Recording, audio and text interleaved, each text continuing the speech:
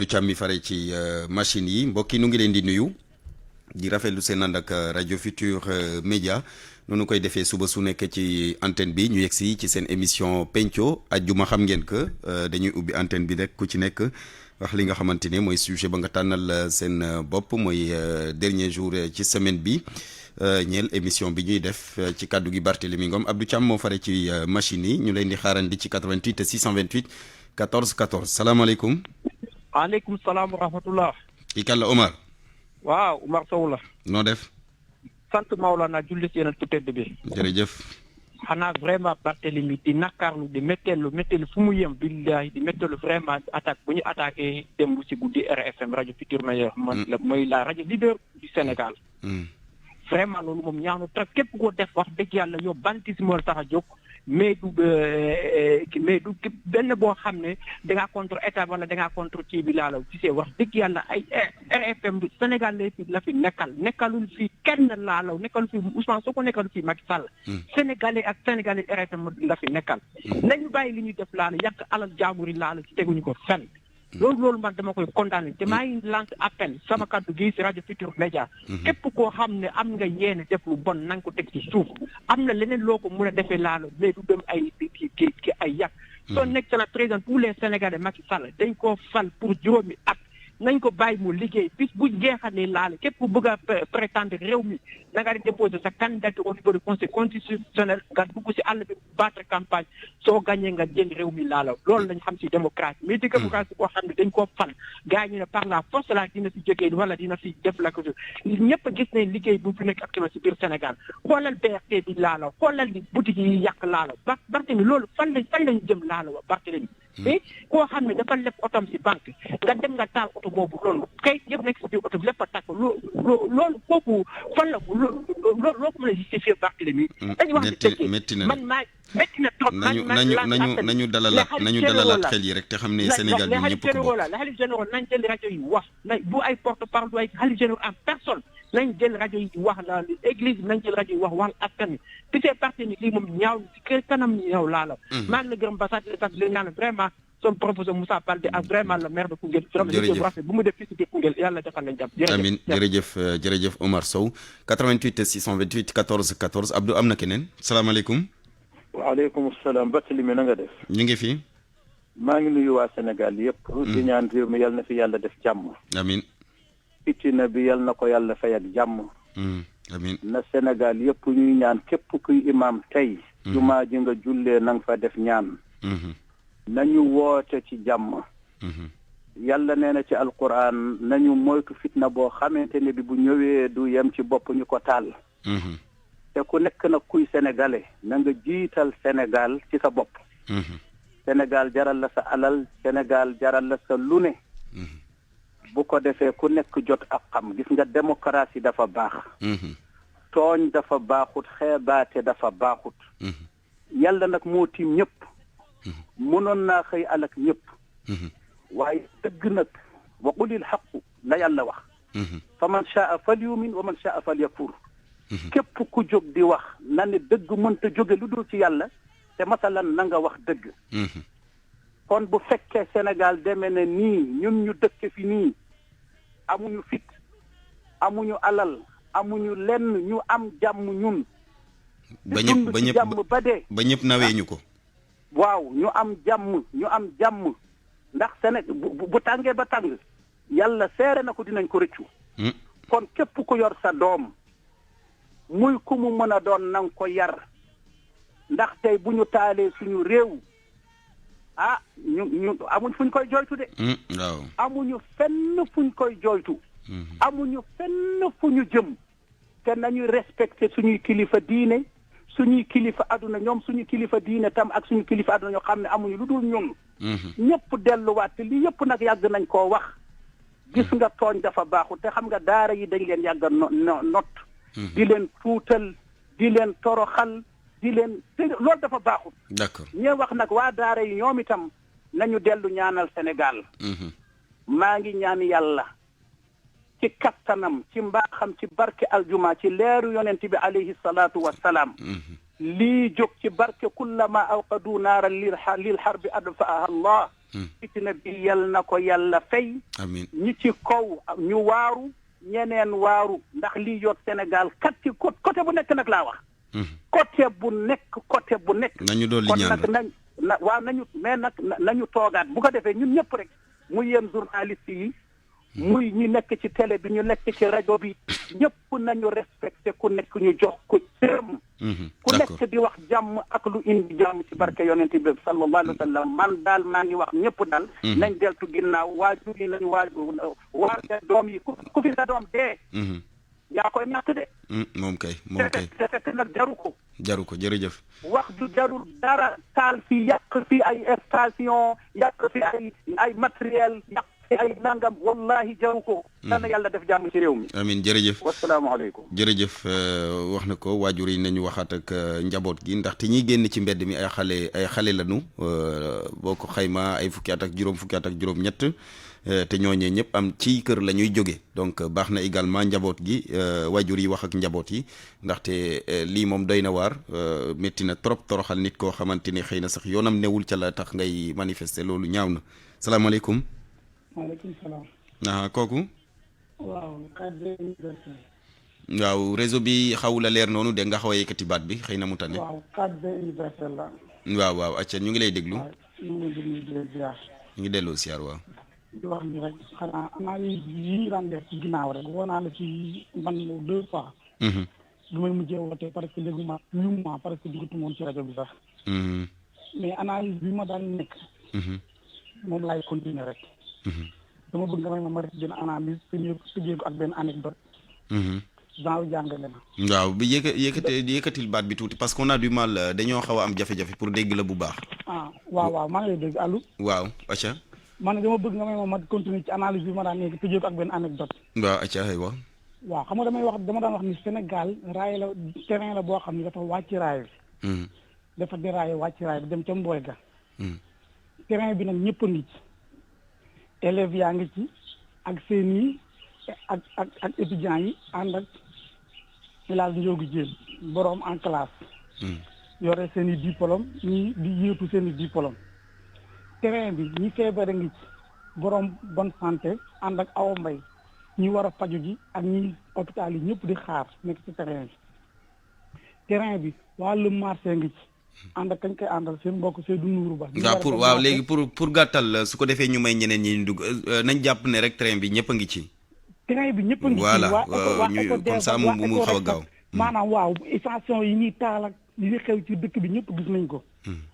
léegi nag maanaam train bi nag ñi nga xam tey ñoo ko war a réparer ñaar ñoo ci gën a am cër ñu war a réparer train bi pour tegaat ko ci raay bi muy justice ak média. muy justice ak média mel na nag instant bi dafa am benn genre crise boo xamante ni nii parfois day am ci diggante population bi ak média bi ak justice bi xam naa li may fi ma koy tëjee. comme temps bi bëgguma tënk ko xam naa après nit ñi li ci def seen xel dina ko mottali. ma yem foofu li nga xamante ne moom laa koy tëjee. te mooy gis nga instant bi dama day wax ni Sénégal démocratie bi képp ku yaakaar ni ñu lor sa morom moo la fi bàyyi yaa ngi nax sa bopp. ndaxte gaynde ba mu fekkee ñett nag yee ci àll ba fekk leen ñu nekk seen jàmm mu xam ni mënulu leen dara mënu leen dal seen kaw dafa ñëw lal ay pexeem. ñëw ni benn nag bi ñëw ci ñaari nag yi ñu leen gis nga nag bu xonk bii couleuram bii dafa fës te yéen fii ngeen nekk moo leen tere làqu moo leen xañ jàmm nangam ak sàngam bàyyi leen ma dal ci kawam.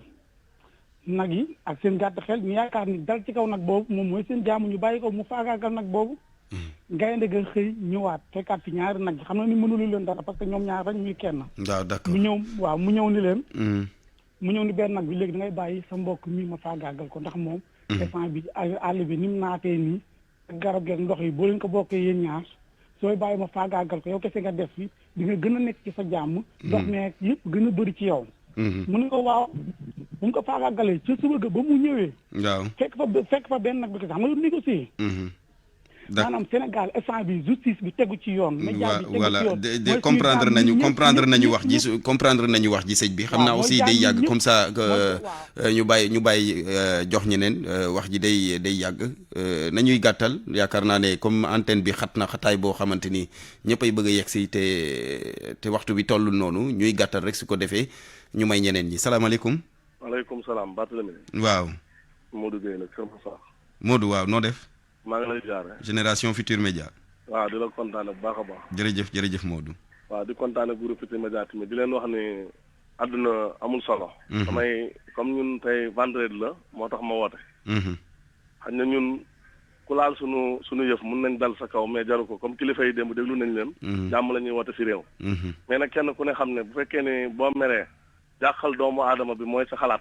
maanaam yàqal nit ki li nga xam si la nit di jëfandiku moom ngay xalaat yow yaa ngi nax sa bopp ndax tey jii ñaar ñu fi ànd di xëccoo si opposition bu subaa ñooy ànd rek nekk si pouvoir bi di dund amu si kenn koo xam jarbaatam bi gën a tuuti da koy xeexloo ne ko kañ dem nga jël arme bi dem si policiers yi nga xeex ak ñoom wala ngay sànni affaire wala nga tojj fi jàmbur ñi nga xam ne nii amuñu xel sénégalais yi dañuy jàpp ne ñoom nit ñu am xel lañ mais seen xel dafa def ñu baal ma ci kaddu yi ndax nit du lor moroomu jullitam ngir dara ku dul sa moroomu jullit sax waruloo ko lor ngir intérêt doomu aadama am na ñoo xam ne tey ñu baal ma ci kàddu yi ñu ngi kaso tëdd defuñu fa dara innocent lañ am na ñoo xam tey jii nii seen dugg kaso mook bañ a dugg kaso yam luñ soxla lépp fa la leen di fekk ñun baadoole yi na nga xam ne amuñu xel amuñu xalaat ñun ñoo siy def seen i manifestation ku si fallu benn at ñaari at ñi xool waa dëkk ba lijjanti la Futurs Médias nag li bootu si ginnaawam moo ëpp fuuf li ko doon songu démb man lu takk bu wér laa ci am mais ñu baree bare dañ doon jokkoo démb bi kilifa yi waxee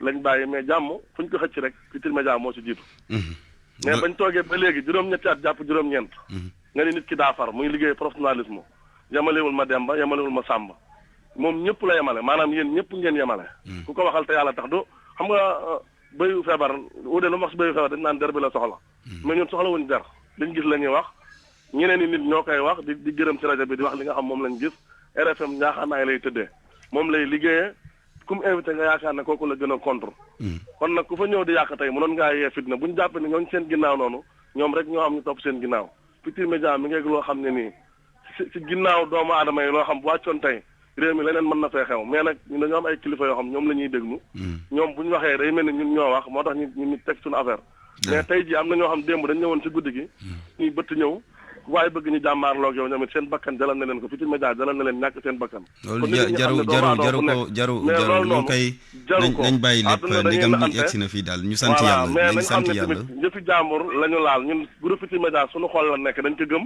gëmuñu ko ngir di ko gëm lu ndax dara dafa ñu amal njëriñ si askan bi di ñu yee di ñu jox suñu li ñu soxla ñu yëngu suñu bopp si Futurs Médias d'accord ci lépp nag kon képp koo xam da nga ko laal na nga jàpp ne ñun nga laal mais nag dañoo am ay kilifa yoo xam bu ñu ñaanee dañuy bàyyi mais ku ciy jaay affaire wala ngay jaay noo toll ñun ñoo la gën a toll ñun ñu ko gëm def ko suñu moomeelu bopp ñun xam nañ ko te xam nañ ñun ñu toll ñun yàlla bu mën di jaay di ñëw bu ñu toppoon bu doon dégluñ kilifa yi démb ak seen wax ju rafet tey lu ne mënoon naa xew man mii di waxee dama doon defal ay nit démb di leen wàcce pour seen température di wàcce ndax nit ki lu mu gëm soo ko bëggee yàqal moo ko topp politicien bi dong ñooy am ñun politique wuñ defuñ dara mais Futurs Médias mooy suñu yëf ku ko laal dañ ñuy laal waaw jàmm nag ak salaam comme dañ koy woote na ko ku ne woote sa boor ba nga nekk te xam ne lu ne mën naa juddu ndax ñëpp yemuñu mentalité ak ni ñuy doxee ak ni ñuy waxee mais nag nañ xam ni génération Futurs Médias ak président bi El Hadj Diouf ak ñëpp ñu ngi naqarlu li ngeen li ñu nekke am na si yeneen groupe yoo xam ne nii ay 100% Futurs Médias ña fa nekk ñëpp ñu ngi naqarlu li ñu def Futurs Médias démb maanaam métti na leen dafa métti yam ak ñi nga xam ay Youssou Ndour lañ gëm ak yëpp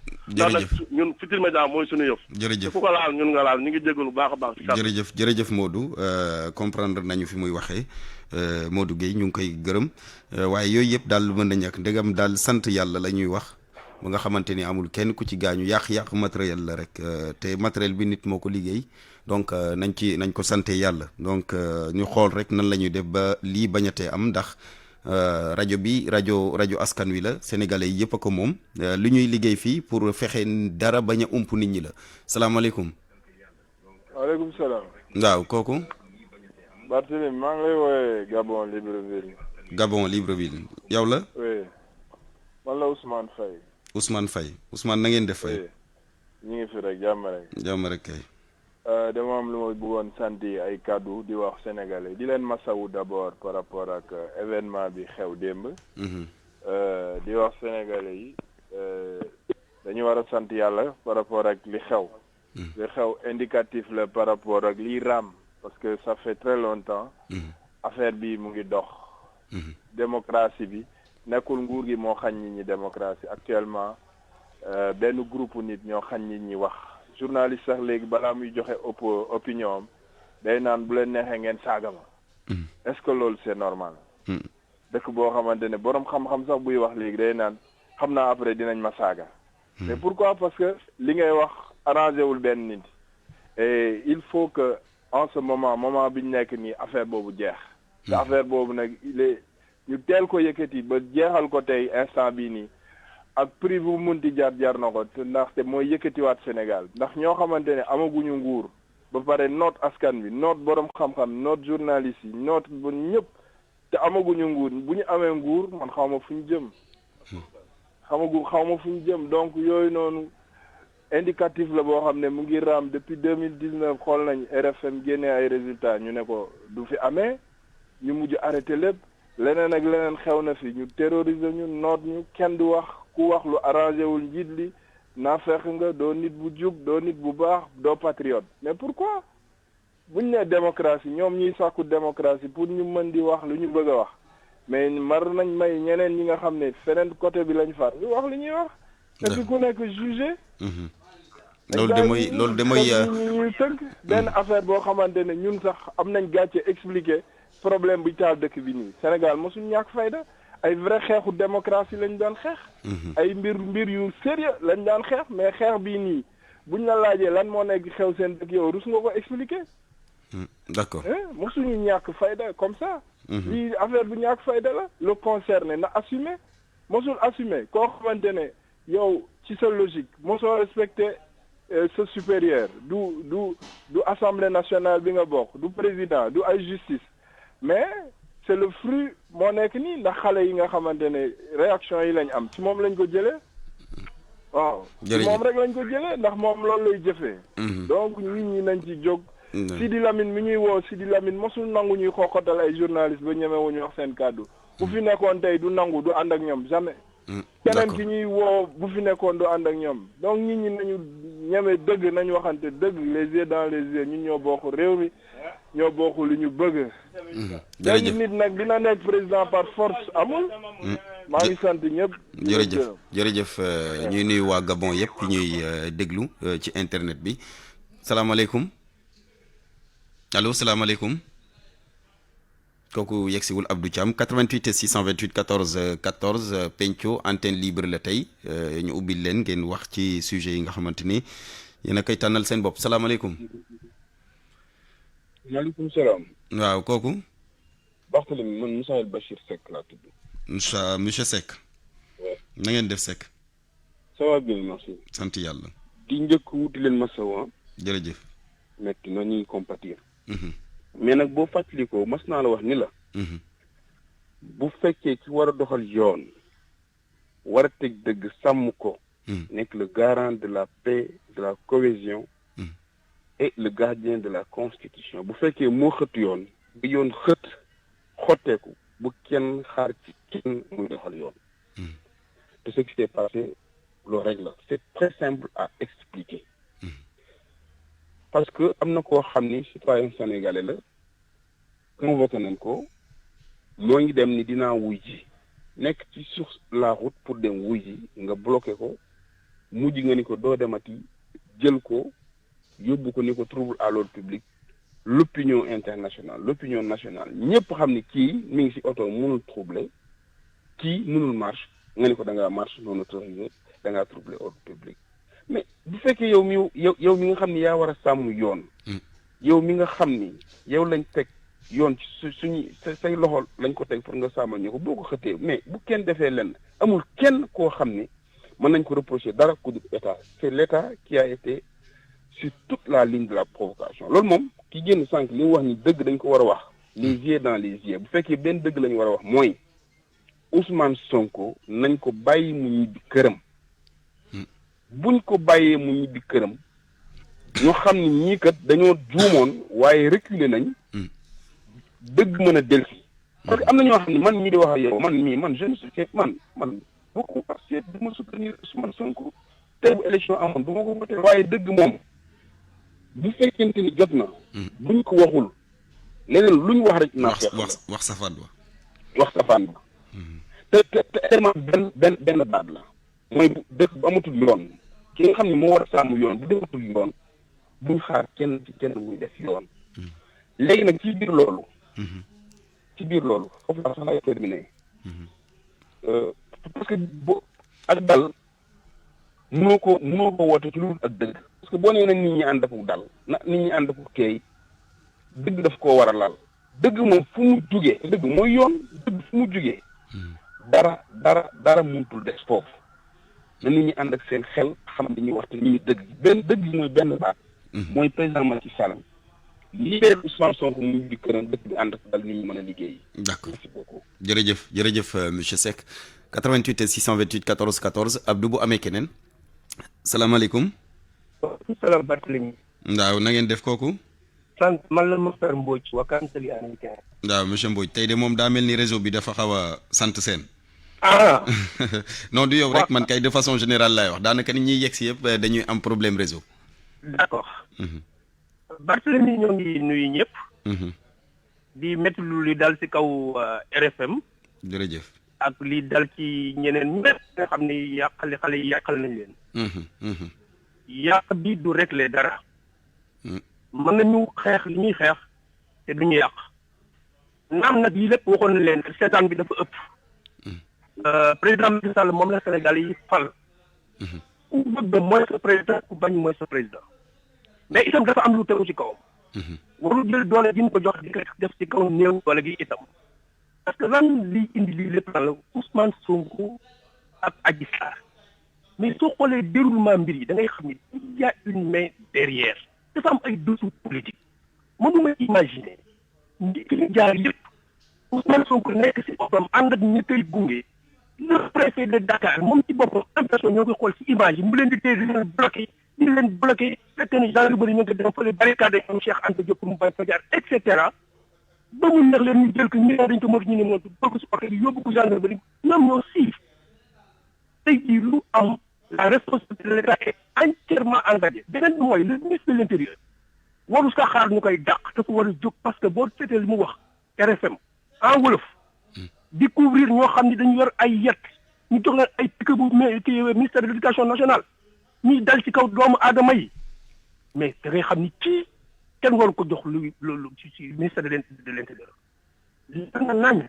Barthélémy président Macky Sall nga delloo si xalaat moo xam ni moo jiite askan wépp moo leen jiite mooy père de la nation mooy dernier de la nation mais moom bu fekkee moom dafa dëngal président ñeneen ñi nan la ñuy def bi loolu lépp weesoo nag dañuy ñaan yàlla nit ñi ñu ànd ak dal li ñuy yàq ñun ñoo ko moom te am na ñu si gaañu am na si ay bakkan ñu si tëdd am ñeneen ñu si loru amul njëriñ metti na kenn moom te ñaaw na metti na président Macky Sall ñoo ngi lay ñaan reculer pour un chef d'État du faiblesse au contraire c'est une grandeur yow yaa man décanté situation bi taxawal nga wax ak askan wi jële fi bidon yooyu la wër à commencer par l'Assemblée nationale que fa jiite ñaata at mu ngi fi nekk Moustapha Niasse dafa màgg di nelaw rek yii yëpp mën noonu ko indi dañu mën di leneen mën sol sonn nañu kenn mënatul génn fu mu toll ni jël sa xel dalu d'accord te lépp ñoom en groupe ñoo xam ne matuñu dara jël nit ñi rek bëgg a noot loolu itam mënul nekk loolu lépp weesoo nag ñoo ngi ñaan yàlla dala si réew amiin yàlla tappe xol yëpp lii lépp mu nekk ay souvenirs yoo xam ni sax dañ koy fàttaliku rek waaye day jàll yàlla mën na ko def yàlla ko def si barke Sëñ Babacar Sy amiin ak barke kenn ku nekk nga yaakaar jërëjëf maa ngi jégalu si kàddu yi jërëjëf monsieur Mbodj 88 et 628 14 14 salaamaaleykum maaleykum salaam Bat waaw kooku Malick Ka président des jeunes éleveurs du Sénégal waaw monsieur Ka noo def rafetlu seen taxawaay jërëjëf Ka ñaawlu li xew démb foofu vraiment maa saw yi nga xam ne jot nañu yàqal seen bagage yi foofu vraiment maa ngi koy ñaawlu parce que gis naa ay ñoom clos ñëpp dañuy làkk seen oto vraiment personnel TFM RFM yëpp maa ngi leen ci ma saw jërëjëf ñaanal nag di leen def wàccuwaay jërëjëf ñaan yàlla def dal rek te réew mi vraiment metti na trop kon dëgg yàlla ci démocratie lay nekk ñëpp dañuy war a yem ci yoon. vraiment ñun ñëpp benn lay. te aussi di ñaan kilifa diine yi ñoom ñu wax si parce que depuis loolu ba léegi Assane Bat. amul benn kilifa diine nga gis moom mu commencé réussir te ñeneen ñi amul kenn ki xam ne wax na si. lu tax ñoom du ñu wax man jaaxal na ma te meeting bu amee wala fi ñu jógee dara wala fi ñu kàccoo suuf ñoom ñooy njëkk foofu kon nañ jóg ñu wax ñeneen ñi. man ñett nit yi damaa mos a wax ñooñu du ñu conseil président lu baax parce que kenn ki wax na président lu nit programme jam ñaaji la yem sàcc na 7 milliards mooy ki Idriss Seck mooy ki Mamadou Saleh ci ministère de l'intérieur te ñooñu amuñu lenn li nga xam ne ñoom dinañ koy jàppale président parce que ñoom waaye yow parce que jaaxaloo benn affaire yow nit nga xam ne day taxaw di la xas yow Idriss Seck waxal si Macky Sall lu ne mu ne sàcc na 7 milliards wax na ko moom programme gan ñaaji la yem tey mu ngi sa nguur gi nee na Macky Sall moo gën ci àdduna bi yow loolu Sénégal yi la lañ koy jàppee ñoom ay ñoom Mamadou Saleh yi nga xam ne dañuy feebar ñeneen ñi ministère de l'Intérieur yi nga xam ne vraiment du déglu kenn waaye wax dëgg yàlla loolu nag war nañ ko xoolaat te di leen ñaanal nag di leen diko wàccu waaye vraiment di leen masawu yéen TFM ñëpp rafetlu seen liggéey vraiment réew mi yàlla ci yàlla def jàmm amin jërëjëf Ka jërëjëf Ka 88 628 14 14 88 628 14 14 salaamaaleykum allo salaamaaleykum Abdou daa mel ni yegg si wul de 88 628 14 14 mbokk yi ñu ngi ci penco antenne libre la ndegam àjjuma noonu leen koy defee salaamaaleykum. maaleykum salaam. waaw kii kan la Adja Soda. Adja Soda dee ngi nii rek amu naqar lool Barthélémy maa ngi lay nuyu di la ziar di nuyu personnel bépp. jërëjëf. Barthélémy. waaw. nit ñi nanu delloo seen xel xam ne RFM googu. Youssou Ndour defu ko pour boppam. defu ko pour yéen sénégalais yëpp la ko defar. doomu sénégalais boo xam ne nii dafa liggéey mënoon naa jël alalam ay nit a ngi fi yor milliard lal ko rër ko ci banque yi. defuñu ci dara lu servir Sénégal. mu ubbi ci bërëbu liggéeyukaay bu toll nii mu ne di ci jariñu ma ci di ci dugg di wax sama xalaatu dëkk ak ak Sénégal gépp te bu nee xat gi lay na rek ñu ñëw toj ko maa ngi leen di maskawu bu baax a baax di maskawu Youssou Ndour Alaaji Assane personnel bépp kuy wax te yàlla tax laay wax xaw ma kuy wax te leneen nag mais kuy wax te yàlla tax gisuma yéen sax yow sax seetaan naa la démb yaak bii te jàll mais préfet Dakar bi lii ngeen ko war a laaj baat li lépp laaj ngeen ko maa ngi toog di leen seetaan nga ne ko li nga doon wax ne journaliste yi nan leen lii mu leen wax nga ne ko yaa ko wax kon parloo amul RFM da ngeen a tëdd njaaxaan émission bu fi am dama koy déglu ba mu jeex bu ngeen invité pouvoir da ngeen ñëpp da naan opposant bi ngeen faral bu ngeen invité opposant bi ñu ne nangam njaaxaan naa ngeen tëdd ku yàq dana bàyyi bu ne salaamaaleykum ñu ñëw di tot matériel jàmbur bi Youssou Ndour deful kenn dara du wax lu ñaaw du wax dara kenn mu sa dégg Youssou Ndour lu ne la koy wax mais Youssou Ndour du tontu Youssou Ndour de moom dimbali sénégalais yi moom sa Alaaji Assane ay gor yu set wecc waaw moom Alaaji Assane rek mu ngi koy wax démb moom daanaka mosul toog këram ba wax ñu ne defe leen nii muy benn ñaar dañuy toog fii ay juróom benni weer benn at sax te du teg tànkam si kër gi wallaay moom dara kay ubbuma ci yow dara ubbuma ci Barthélémy mais yéen itam buy wax te yàlla tax te commencement ba Alaaji Assane lay commencé benn journaliste mooy dégg RFM muy wax benn wax bu taalum réew wala luy indi fitna wala mu dépassé kenn amul ci plateau yi nit ñi nag li ñu bëgg mooy yow doo ko nangu ndax man dama lay déglu ku dugg bëgg a dépassé nit nga daga ko nit ñi li ñu bëgg ku leen di bàyyi ñuy saaga di wax lu bon ñu invité leen ci plateau ñuy wax di ñaaw du ngeen ko def ndax ay nit ñi yiw ngeen mënalul leen dara nag dalal téeméeri tànk la yore boo ko jaaxaanalee dagg ca ñaar laago nga ko yóbbe mais du tey ñu diri ko Youssou Ndour li ko yàlla di defal nañ ko ba pare garab ngay def penc law ba xam ko ma di ko gor maa ngi mettalu sama oto doom jooj ñu lakk nee na muñ la muñ li ñëw a dakk sama téeméeri junni yoon yal na leen yàlla taxawu sàmm leen làq leen fa làq dara yeggu tey amul lenn lu may wax lu dul metti lu leen dal nit ñi soxar nan añaan nan bañee na ni nan bàyyi Youssou Ndour lii mu am ndeyama ko liggéey jërëjëf Barthélémy jërëjëf Adja Soda jërëjëf 88 628 14 14 ñuy xaar keneen salaamaaleykum. maaleykum salaam na ngeen def. ñi ngi fi sant yàlla kooku. Ndiaye la maa ngi leen di wooyee Yaraax. Yaraax. waaw Ndiaye na ngeen def naka waa Yaraax. sant yàlla ñu ngi si jàmm di compétir nag ci li leen dal démb ak suñu yàqule ñëpp. waaye lii yëpp benn arbitre rek moo mën a siffler fin lépp jeex muy Macky Sall du keneen.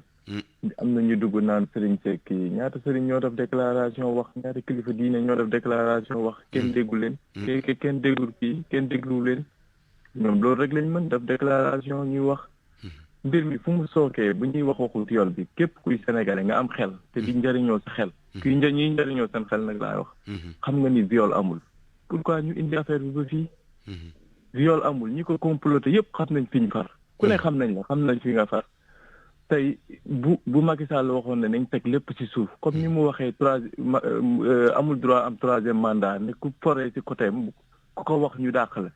ñëpp ne teg kenn waxu ko ci. boo xoon tey dossier bi viol bi teg leen ko ci suuf lii yëpp du am mort doom du am dara. kon situation yi foofu la mbir mi foofu la munoo jël nit ñi di tëj ay doomu jàmbur 2012 ba léegi. bàyyi jàmbur doomu jàmbur sëtu jàmbur ngay jël di tëj ñii amul benn kii ñoom Abbas Fall lan lañ leen tëjee ñoom Birame Souleye lu ñu leen tëjee nga xëy rek tëj ñii loolu mënul mooy ci démocratie. foofu nit ñi delluwaat seen kii ku nekk dem liggéey. Macky Sall teg réew mi ci yoon comme moom lañ ko dénk. bu ñu demee élection ñëpp ñu éligible ñu dem dugal seen candidature amul parrainage amul dara mu doon démocratie. ku neex waaye woote. waaw ku yàlla dénk réew mi nga jël ko comme moom ni mu ko jëlee. mais pas ngi ngay toroxal nit ñi di leen tëj kaso tëj yoo xam ne tegoo ko fenn dëkk réew moom. ak foo mënti kii toroxal bi ñu lay xañ say ak ki yelleef yàgg da ngay fupp réew yëpp la amul mag ñu baax ñi fii lañ tëdd amul yonent yi fii lañ tëdd amul fenn réew bu am ci monde bi nit ñi boo leen xañee seen ak ki yelleef bis day jot ñu fépp. d'accord looloo jot man loolu laa jàpp ne moo jot tey jii. jërëjëf te foofu bi nag ku ne mën na cee yàqule. muy yéen ñoo ñuy yéen ñuy seet si nañ leen démb kenn waxul kenn xamul ndax man la ñuy seet si tey kenn xamul ndax kenn la ku ne mën na cee yàqule. ñëpp nag. ñaan kay nañ ñaan yàlla rek mu yem fi. waaw mu yem fi mu jeexee ci jàmm jërëjëf Ndiaye yendoog jàmm 88 628 14 14 salaamaaleykum allo. oui allo. salaamaaleykum. aleykum salaam. kooku. maître Ousseynou Ngom avocat. waaw maître noo def. waaw sant yàlla bu baax. Ngom doom baay sama doom baay. waaw gis nga. acca ñu ngi lay déglu maître. waaw alors dañu bëggoon partager ak yéen rek benn situation boo xam ne moom la ñu confronté jamono ji. te mu laal tuuti suñu client di Ousmane Sonko. ndax démb. dañu nekk ak moom section recherche dañ ko indil li ñuy wax mandat de comparaître. mandat de comparaître boo ko xoolee mooy loo xam ne nit ki dañ koy convoqué mu war a demal ci coobaram. mu wax leen ne nangu naa pour dem wuyu. immédiatement sax waaye dafay fekk ngeen dindi li ñuy wax garde à vue bi nga xam ne te ngeen ma teg ndax mi ngi ci loxol nguur comme on dit. bi loolu amee ñu déchargé ko devant nous signé ko mu wax leen loolu mu leen wax ci diggante bi. leneen fekk si ko muy mandat d'amener. mandat d'amener nag mooy boo xam ne daf lay indi nga bëgg ko wala nga bañ ko. mu jébbal la autorité bi ko décerné. mais mandat d'amener boobu 9 heures. mooy doyen des juges. doyen des juges signé par le doyen des juges mais 9 heures lañ ci def tey. li xew nag mooy démb si guddi. 4 heures du matin lañ ko jëlee section recherche à une destination inconnue may leeral tamit ne avocat yi am na ñu fa nekkoon ba 2 heures du matin. donc dañu bàyyi ba ñu dem ñu def ko seen ginnaaw. léegi nag li xew mooy ñu ngi tribunal ñu ngi ci bureau doyen des juges nekk fa. dem nañ tamit xooli fa nga xam ne la ñuy indi ñi ñu détenir mooy cave. nekk fa donc ñuy jël à témoin l'opinion publique di leen yégal ne Ousmane Sonko ba fa ñuy wax ak ni kenn xamul fu mu nekk. kenn xamul fu mu nekk nag mbir bu doy waar mbir bu ñu tiital nag tamit parce que dafay nduroog leneen. lii mooy séquestration mënul nekk leneen lu dul séquestration ndax nit koo xam ne jël nga ko ci benn lieu yóbbu ko à une destination inconnue à l'insu de ses avocats à l'insu de son bureau politique à l'insu de sa famille bu dul séquestration xaw ma lan la doon. ñu yéegal tamit nit ñi ne bañ fay jógee démb. il était en très bonne santé dara jotu ko. lépp nag loo xam ne dal na ko wala xew na responsabilité ñi ko yóbbu la ak ña ko jël si. loolu laa bëggoon mu nekk ay kàddu ñu porter à votre attention porter à l'attention également du peuple à de l'opinion publique également. D'accord lu ci mën am rek maître ñuy ñaan yàlla ndox mu sedd. su ko defee voilà su ko defee mu ñëw moom Ousmane Sonko wuyu doyen des juges ndegam moo ko wóolu woon tey kon nag xibaar baa ngi noonu jóge ci maître Ousseynou Ngom di avocat wu kenn ci avocat yu Ousmane Sonko 88 628 14 14 Abdou Thiam am na keneen salaamaaleykum. waaleykum salaam. kooku. oui Barthélémy man la Ousseynou Sow. Ousseynou Sow. oui. monsieur Sow noo def. ñu ngi sant yàlla bu baax. yàlla na sant yàgg Sow. ça va ñu ngi leen di nuyu di leen féliciter ci liggéey bu rafet bi. jërëjëf jërëjëf. di leen masawu. man nag su ma duggee. li xew ci yëngu-yëngu yu xew yi dama ciy maandu. waaye sañ naa wax ci lu ma xam. di wax rek di attirer attention sénégalais yi. di leen wax ni groupe Futurs Médias je ne parle même pas de la RFM bi nga xamante ni moom la ñu dem attaques yi démb. ña fa nekk ñi dama leen di wax ne man mii di wax. mën naa dóor sama loxo ci kaamil liggéey naa ak ñoom ay at yu bari à des niveaux de responsabilité très haute.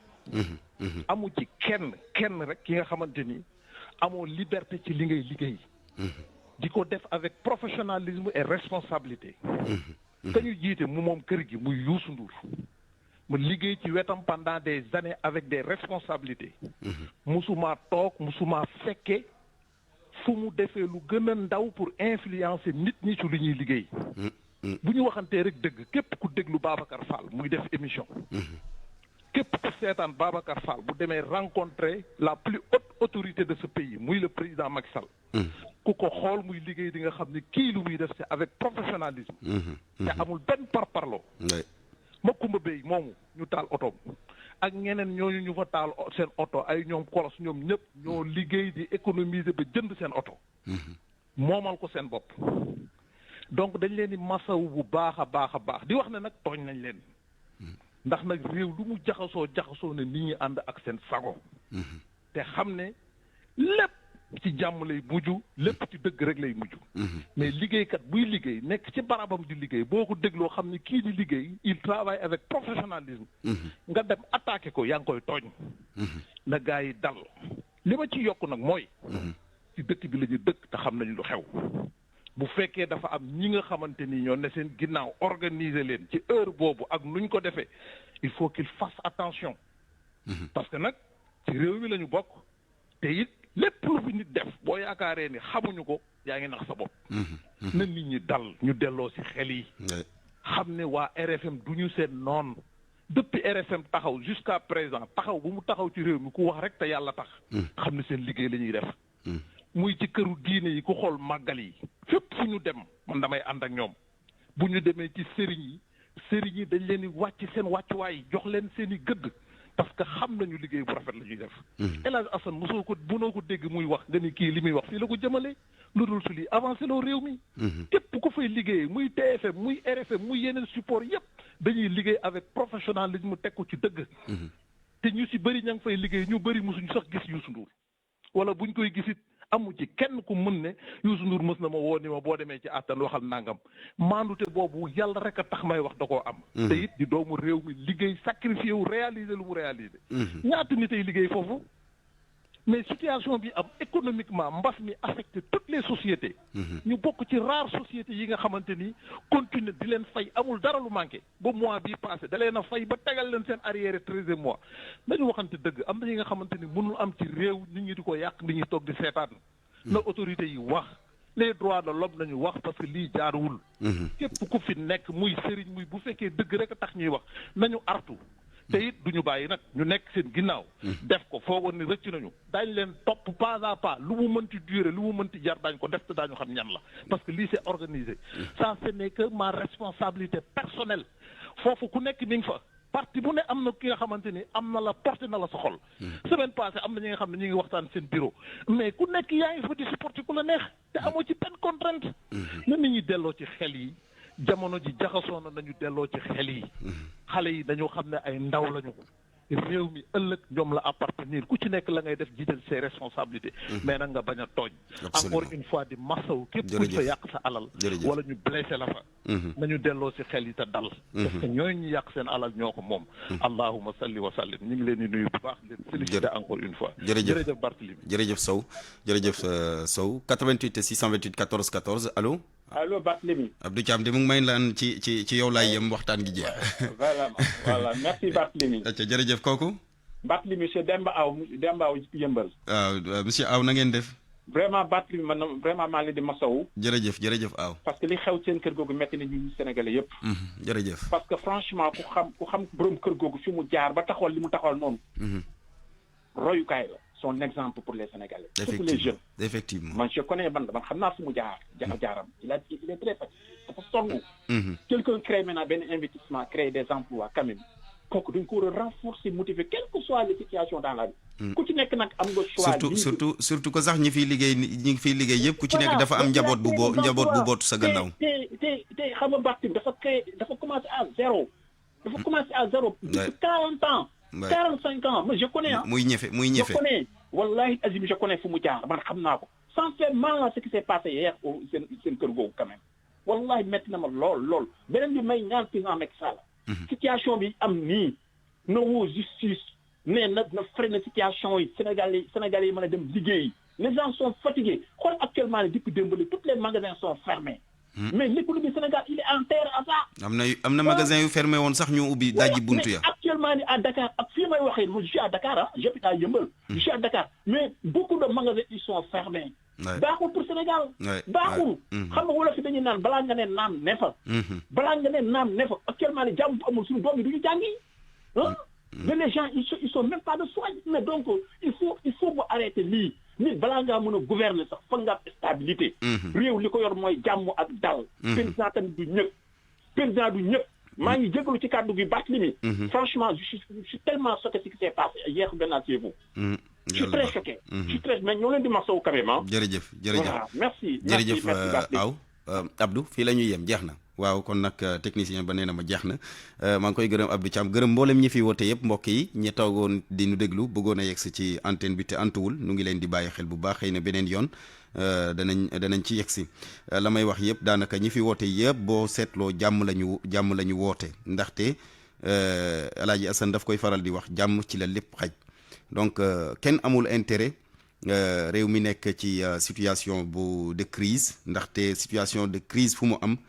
kenn dootul mën a dem kenn dootul mën a dikk di nga war a defi say activité mu tëla pauvreté bi yokku ndool bi yokku yàqu-yàqu yi ci mbedd mi bari na nañu xam ne Sénégal ñun ñëpp ko bokk am na yoo xamante ne xajul suñu biir nit ki def alalam taxawal ko muy fii ci RFM wala boog sax ñeneen ñi yàqule jékki-jékki en 15 minutes 20 nga ñëw yàqal ko lépp loo xamante ne xëy na ba mu koy am sonn na ci def ci kopparam ay millions nga xëy en 15 minutes yàqal ko loolu wax dëgg neex yàlla nañ waxante dëgg yenuwul maanaa ba tax na ñuy sàkku rek ci ñëpp ñu delloo si seen xel ñu dollee ñaan nag ñi war a wax également war a wax président de la République am nañu ko ci bëri ñoo nga xamante ne interpellé nañ ko ci war na wax kilifa diine yi muy diine musulmane muy diine chrétienne ñoom ñëpp ku ci nekk lu waay mën daal ba askan wi dellu siwaat ci jàmm na ko def ndaxte Sénégal réew mi ñun ñoo ko bokk gaal gi waruñu fexe mu këppu ni ko turu émission bi tuddee penco donc faw ñu penco waxtaanee su ko defee yii xew ñu mun ko fànq te mu jóge fi ndax daanaka lii moom xamee wuñ ko woon Sénégal lii day gàkkal deru Sénégal biti réew donc nañu bàyyi xel ñuy ñaan ndaw ñi ñu xam ne également réew mi ñoo ciy des ëllëg donc ba tax na noonu biñ ciy bëgg a bàyyi na rafet te rafetaay bi ci responsabilité lay jaare ku ci nekk ci ñun muy ndaw ñi muy mag ñi am nañu responsabilité rawatina nag ci ndaw ñi nga xamante ni ñoo fiy des ëllëg responsabilité bi nekk ci seen kaw bopp dafa diis ba tax na warul mukk wengu ba mën a daadu loolee nañ ko yenu ndaxte ñoom ñooy yore réew mi ëllëg redressé ko donc yooyu appel la boo xamante ni wax dëgg neex yàlla bëggoon naa ko def ndax situation bi toll na foo xamante ni daanaka metti na lool ci ñëpp ñuy massawu